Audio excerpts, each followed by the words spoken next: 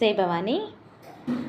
కొన్నిసార్లు మనకి కొంతమంది చెబుతూ ఉంటారు, మంచివారితో మంచిగా ఉండాలని, చెడ్డవారితో చెడ్డగా ఉండాలని. అన్ని సందర్భాల్లో ఇది పనికిరాదు.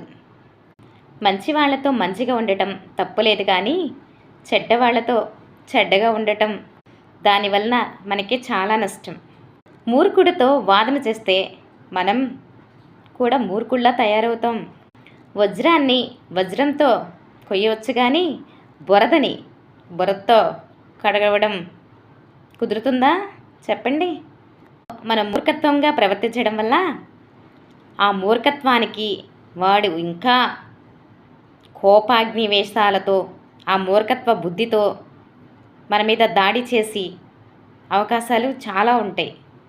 లేనిపోని ప్రమాదానికి గురి చేస్తాడు. అందుకే మంచితనానికి మంచితనం ప్రదర్శించండి, సరేనా? మూర్ఖత్వానికి మూర్ఖత్వంతో కాకుండా వీరితో నాకేంటి పట్టించుకోకుండా, ఏనుగు వెళ్తుంటే పట్టించుకోకుండా ఏనుగంతటి దర్పంతో సాగిపోండి, సరేనా? మూర్ఖులతో ఎప్పుడు వాదించకండి, అది మనకే మంచిది కాదు, సరేనా? జై భవానీ. ఇది అమ్మవారి మాట. ప్రతి ఒక్కళ్ళు అర్థం చేసుకోండి భవానీలు. జై భవానీ.